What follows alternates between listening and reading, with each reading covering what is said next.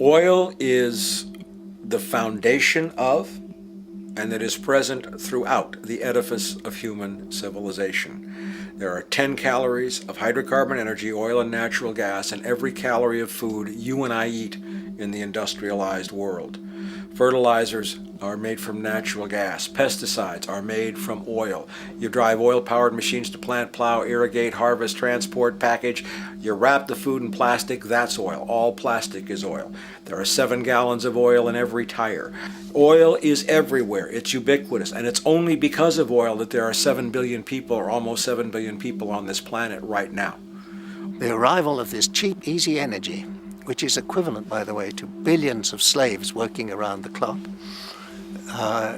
changed the world in such a radical way over the last century, and the population has gone up 10 times. But by 2050, oil supply is able to support less than half the present world's population in their present way of life. So the scale of adjustment to live differently is just enormous. The world is now using 6 barrels of oil for every barrel it finds. 5 years ago, it was using 4 barrels of oil for every barrel it finds. A year from now, it's going to be using 8 barrels of oil for every barrel it finds. What's disturbing to me is the lack of any real effort from governments worldwide or industry leaders worldwide to do something different. I mean, we have these sort of attempts to build more wind power and to maybe do something with tide. We've got attempts to make our cars a little bit more efficient. But there's nothing which really looks like a revolution coming along. These are all pretty minor. And that, I think, is pretty frightening. And the governments who are driven by these economists who don't really appreciate what we're talking about are trying to stimulate consumerism to restore past prosperity in the hope that they can restore the past. They're printing yet more money lacking any collateral at all. So if the economy improves and recovers and growth, famous growth comes back, it'll only be short-lived because within a short period of time, counted in months rather than years, it'll hit the supply barrier again. There'll be another price shock and a deeper recession. So I think we go into a series of vicious circles. World oil production right now is about 86 million barrels a day. Over 10 years, you're looking at roughly 40 million barrels a day having to be replaced. There's nothing around which can come even within 1% of meeting that sort of demand. If we don't do something pretty quickly, there's going to be a huge energy deficiency. I think the big mistake is in not recognizing a decade or so ago that a concerted effort needed to be made to develop these sustainable forms of energy. I think that's something our grandchildren will look back on with total disbelief. You people knew that you were dealing with a finite commodity. How could you possibly have built your economy around something which was going to disappear?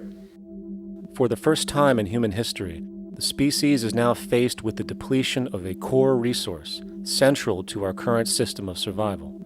And the punchline of the whole thing is that even with oil becoming more and more scarce, the economic system will still blindly push its cancerous growth model, so people can go out and buy more oil-powered cars to generate GDP and jobs, exacerbating the decline. Are there solutions to replace the edifice of the hydrocarbon economy? Of course.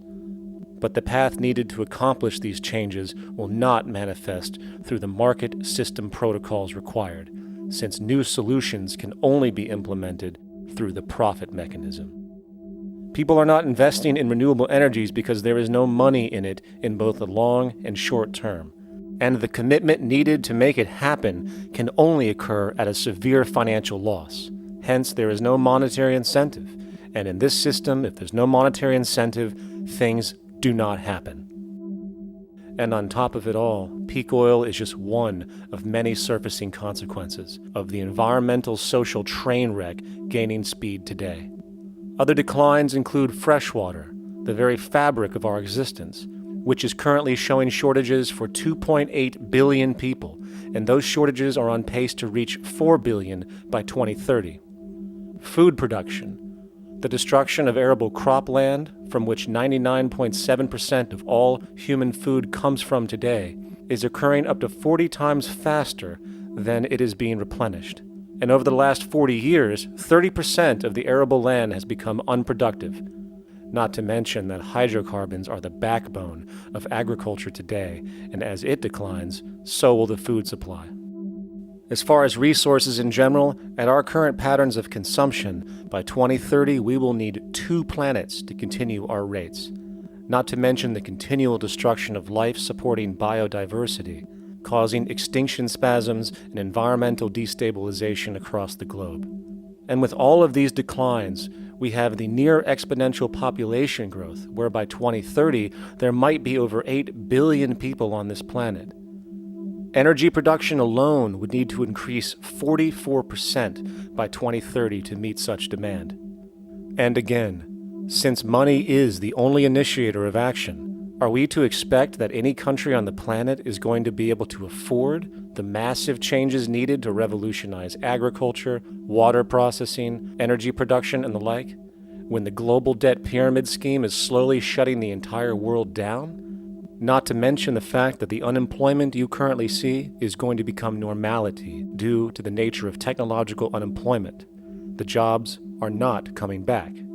And finally, a broad social perspective. From 1970 to 2010, poverty on this planet doubled due to this system. And given our current state, do you honestly think we will see anything less than more doubling, more suffering, and more mass starvation?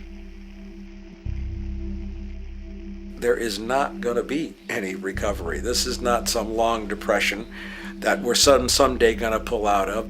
I think the next phase we're going to see after the next round of economic collapse is massive civil unrest, when employment checks stop being paid because the states have no money left. And when things get so bad that people lose confidence in their elected leaders, they will demand change if we don't kill each other in the process or destroy the environment. I'm just afraid that we might get to the point of no return. And that bothers me no end. We do all we can to avoid that condition. It's clear that we're on the verge of a great transition in human life. What we face now is this fundamental change of the life we've known over the last century. There has to be a link between the economy and the resources of this planet, the resources being, of course, all animal and plant life, the health of the oceans and everything else. This is a monetary paradigm that will not let go until it's killed the last human being.